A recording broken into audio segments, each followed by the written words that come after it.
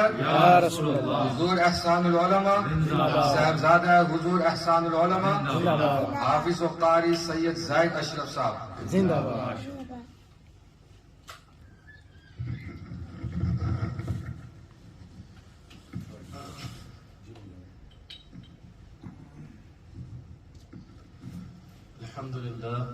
Alhamdulillah Rabbil Alameen, wal aqibatu lil muttaqeen, wassalatu wassalamu ala nabiyyina jaddil Hasani wal Husayn, wa ala alihi wa ashabihi alladhina fazu fid da'alayn. Amma ba'd, fa'udhu billahi minash shaytanir rajeem. Bismillahir rahmanir rahim. Wa la tusa'id khaddaka lin nasi wa la tamshi fil ardi maraha. إن الله لا يحب كل مختال فخور واقصد في مشيك واغضض من صوتك إن أنكر الأصوات لصوت الحمير. صدق الله العظيم وصدق رسوله النبي الأمين الكريم ونحن على ذلك لمن الشاهدين والشاكرين والحمد لله رب العالمين. سرورا شاہا کریمہ دستگیرہ اشرفا حرمت روح پیمبر یک نظر کنسو ما اے اشرف زمانہ زمانہ مدد نما ترہائے بسترازے کلید کرم کشا ہم پہ احمد کا حسایہ ہم پہ اشرف کا کرم سیدی مختار اشرف باصفا کے واسطے برکت ان اللہ و ملائکتہ یصلون علی النبی یا ایہا الذین آمنوا صلوا علیہ وسلموا تسلیما. اللهم صل على سيدنا مولانا محمد وعلى آل سيدنا محمد مبارك وسلم كما تحب وترضى بأن تصلي عليه. السلام عليك يا رسول الله وسلام عليك يا حبيب الله صلى الله تعالى عليه وسلم. ویسے تو I'm not a speaker. This is the first time I'm speaking live in person. Last time I spoke was online, was in this very khanqa, but I think it was in the previous khanqa. Now, the new khanqa, this is the first time I'm speaking to an audience, rubaru, face to face. Subhanallah. For the last 2 years, we've been going through a pandemic, COVID-19, and it's literally taken over our lives. But there's a pandemic that has been going on longer than COVID-19, and that is the pandemic of arrogance, pride, ego, takabbur. So this type of pandemic, which it stains the heart, it blackens the heart, and it's very hard for a person who is a culprit of arrogance. It will be hard for him to see that he has arrogance in his heart. Why? Because he becomes the embodiment of arrogance and pride. But we can diagnose this. We can tell that someone is arrogant by the way they talk, by the way they carry themselves in public. They show that they are arrogant, they look down on others. So the ayat of the Quran, or the Quran passage that I prayed, Allah subhanahu wa ta'ala states, وَلَا تُسَعِدْ خَدَّكَ لِلنَّاسِ وَلَا تَمْشِي فِي الْأَرْضِ مَرَحًا إِنَّ اللَّهَ لَا يُحِبُّ كُلَّ مُخْتَالٍ فَخُورٍ وَاقْصِدْ فِي مَشْيِكَ وَاغْضُضْ مِنْ صَوْتِكَ إِنَّ أَنكَرَ الْأَصْوَاتِ لَصَوْتُ الْحَمِيرِ. And do not contort your cheek in pride while talking to anyone, nor walk with pride upon the earth. Indeed, Allah does not like any boastful, arrogant person. And walk moderately and soften your voice. Indeed, the worst voice is the voice of a donkey. Allah subhanahu wa ta'ala has compared those who look down on others to that of a donkey. In the animal kingdom, the animals that you like to be compared to are the lions, the tigers. It's an insult to be compared to a donkey. If someone calls you a gadha, you know he's insulting you. Allah subhanahu wa ta'ala says that those who are boastful, those who are arrogant, are like donkeys. Their voice are like donkeys. And the Prophet ﷺ in a hadith he says, مَنْ تَعَزَّمِ فِي نَفْسِهِ أَوْ أَخْتَالَ فِي مِشْيَتِهِ لَقِيَ اللَّهُ وَهُوَ عَلَيْهِ غَضْبَانٌ. Whoever carries himself with arrogance, Allah subhanahu wa ta'ala will meet him when he is angry with him. So what is pride according to Islam? In a hadith of the Prophet ﷺ, the Prophet is reported to have said, لَا يَدْخُلُ الْجَنَّةَ مَنْ كَانَ فِي قَلْبِهِ مِثْقَالُ ذَرَّةٍ مِنْ كِبْرٍ. A person shall not enter paradise if they have arrogance in their heart which is equal to the weight of a mustard seed. A mustard seed is tiny, minuscule. And those who are cook and who are aware, if you drop a mustard seed on the floor, it's very, very hard to find it. So इससे आप समझ लीजिए उसका वजन क्या होगा, कुछ भी नहीं, ना के बराबर. तो हुजूर कह रहे हैं कि जो जन्नत में आप दाखिल नहीं हो पाएंगे अगर आपके दिल में तकब्बुर, मतलब एक मस्टर्ड सीड के वजन का हो.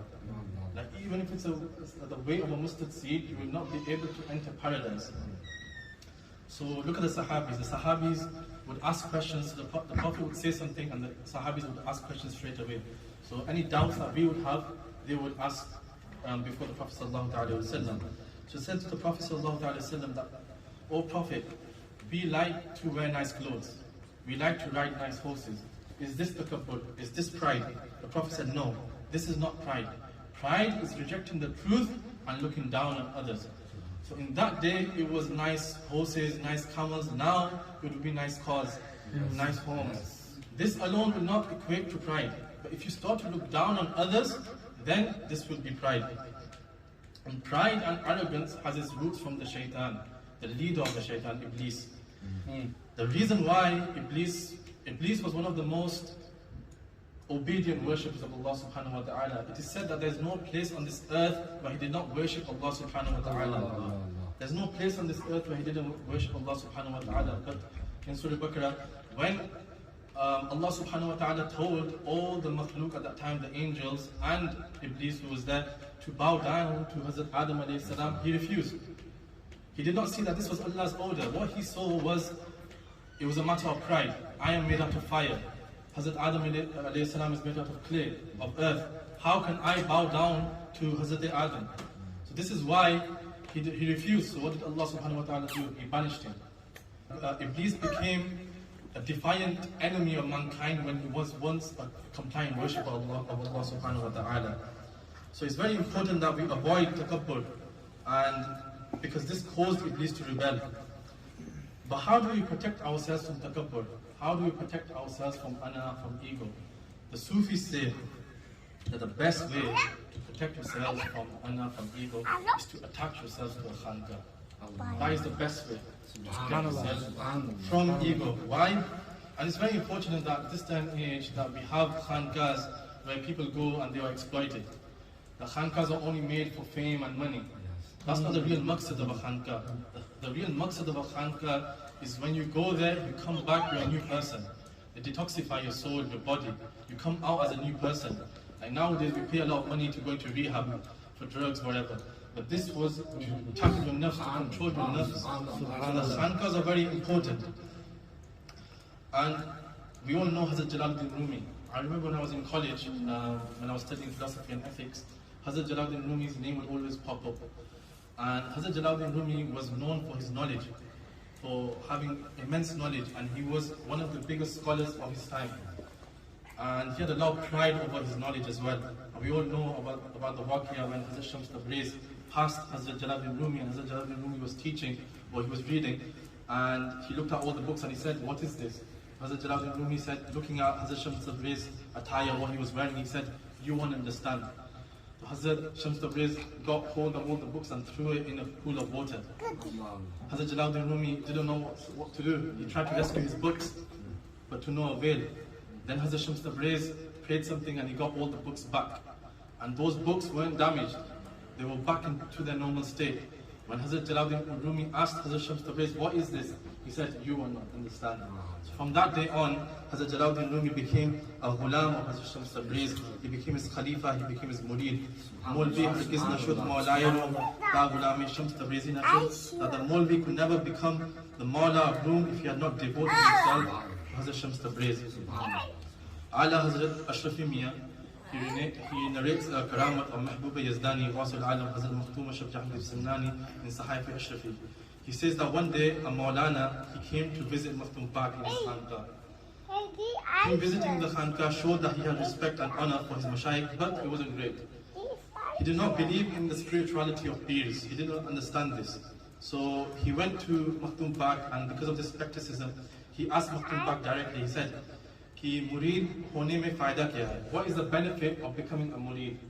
What is the benefit?" So Makhtum Pak look at his reply, he says, "Jab qabr mein jaoge, to uska fayda tumhe pata chal jayega. When you go in the grave, you will understand its benefit." So the Maulana, with his pride, with his arrogance, he said, "What will happen in the qabr? The angels will come, they'll ask me the 3 questions, and I am fluent in Arabic. I will be able to answer them with ease." So after some time had passed, on one occasion, Makhtum Pak, he was performing wuzu. wise Prophet wuzu, he collected some water to the side and he sprinkled it. And he said, "Kyun nahi kehte ki tum mehboob yazdani ki murid ho?" So the people around, they were confused, why did Hazrat do this? So Hazrat Abdul Razzaq Nurulain, the beloved disciple and adopted son of Muslim he said, "Huzur, aap ye kisse keh rahe the? Why did you do this?" So Mehboob Yazdani ne jawab diya ki aapko yaad hoga ki ek Maulana aaye the aur mujhse pucha tha ki murid banne mein fayda kya hai? What is the benefit of becoming a murid? तो मैंने कहा था कि कब्र में जाके उनको पता चल जाएगा. तो आज उनका विसाल हो गया. Today he passed away. And when he went into the qabr, the Nakiran came and asked the three questions. Man rabbuka, ma dinuka, ma kunta taqulu fi hadha rajul. But he had forgotten all of his knowledge. He forgotten all of his knowledge and he could not answer. So Allah subhanahu wa ta'ala made it apparent on me. So I sprinkled the water and tried to wake him up and said, that kyun nahi kehte ki tum Mehboob Yazdani ki murid ho? So as soon as I said this, the Nakiran had mercy on him. And they protected him from the azab of the qabr. So this is why it is important for us to link ourselves to a khanqa, to attach ourselves to a Pir Kamil, so they can help us better our souls. And one